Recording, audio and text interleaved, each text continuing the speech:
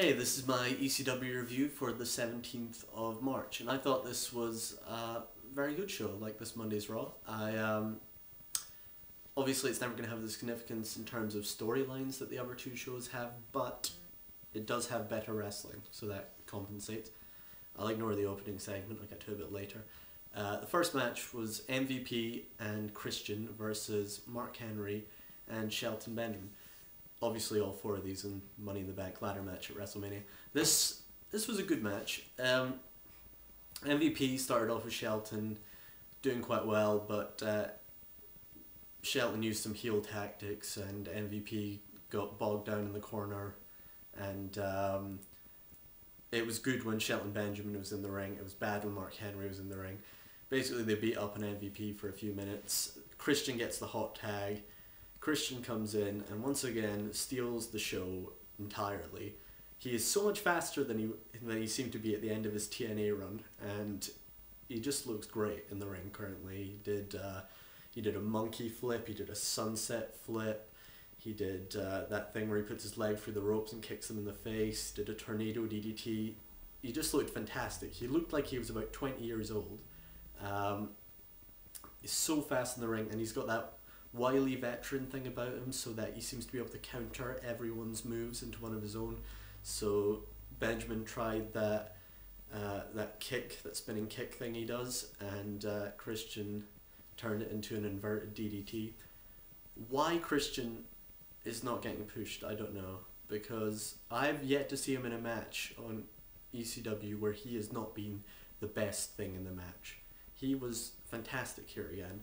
I'm wondering if Christian only has a big internet support, because I read all the comments on YouTube on like matches Christian's been in, and they're all like, Christian's awesome, or before they were like, I wish Christian would come back to the WWE. And I don't know, the crowd doesn't seem to react to him in that way. Finley gets a bigger pop than him. Finley, I don't get that at all. Yeah, there was also some problems with commentary in this match, in that the whole thing of whether the ECW Championship is a world title or not, right? So Matt Striker said whoever wins the Money in the Bank ladder match gets a shot at a major title, which seemingly includes the ECW title. But then later he talks about how CM Punk won his first major title after cashing in Money in the Bank, and he says with respect to the ECW title, which means the ECW title is not a title, even on ECW. And you know, they're just diminishing ECW's worth entirely. I mean, I know it's not a title, but they could at least pretend to me that it's a world title. You know, ECW's taking a bit of a beating, especially with Matt Hardy going to SmackDown and saying, Jeff, your career skyrocketed while mine's been mediocre. And I'm like, this makes ECW look great. Yeah.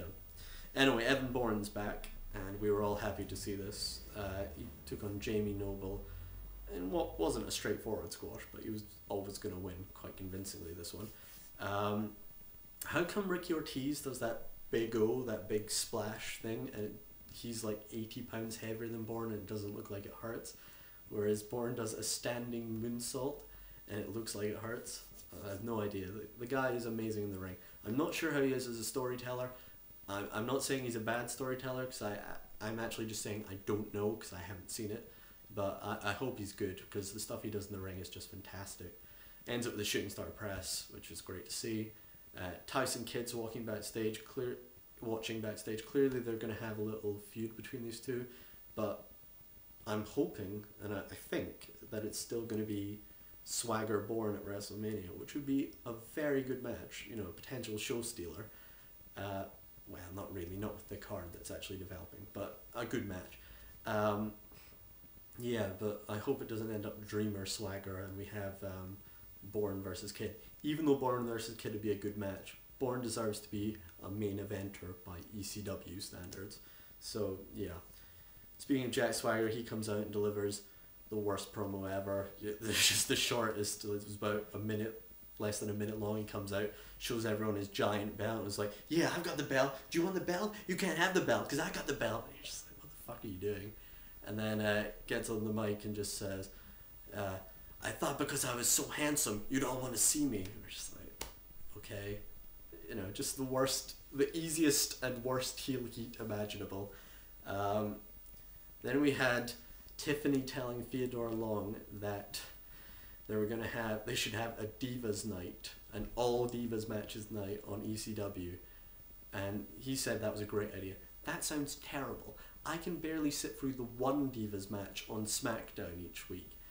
A whole night of them, it just shows how little they care about ECW, that they're not prepared to hype their own Divas Battle Royal on Raw and SmackDown by putting, say, 2 matches on a night, or by putting longer matches on. They have to just do a whole show of ECW.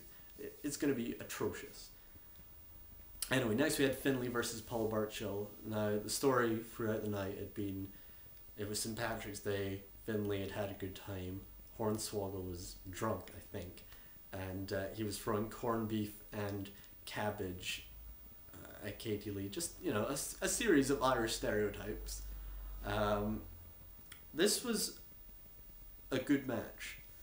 Paul Burchill came to defend Katie Lee to Teddy Long. He seems to have some kind of erotic attraction to his sister, but I don't know. Yeah, so they thought, and this was a surprisingly good match. Finlay seems to be able to put on a good match against someone who's quite stiff and has a hard striking style like Paul Burchill, and that's what happened here. He's not going to be facing any of those in the Money in the Bank ladder match though, so I don't know why he's in that. But anyway, this was a good match. I saw some moves I hadn't seen Finlay ever do, and I saw everything looked like it hurt. Everything was impactful, and that made it a good match. And Finlay won with the Celtic Cross, as you'd expect, leading into WrestleMania, and it was a much better Celtic Cross than he got on Brian Kendrick, so that was good. Anyway, the night ended with the dirt sheet. This is the main event on ECW, which is kind of sad. I mean, I'm happy that they're giving this feud some time. This feud deserves some time.